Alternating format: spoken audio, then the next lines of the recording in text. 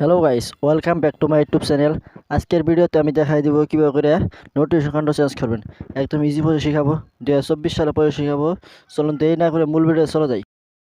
Notification counter change করার জন্য সর্বপ্রথমে সেটিংয়ে চলে যাবেন, যার পর স্ক্রল করবেন, এখানে নোটিফিকেশন অ্যাজ কন্ট্রোল সেন্টারে ক্লিক দিবেন। দেওয়ার পরে এখানে স্ক্রল করবেন,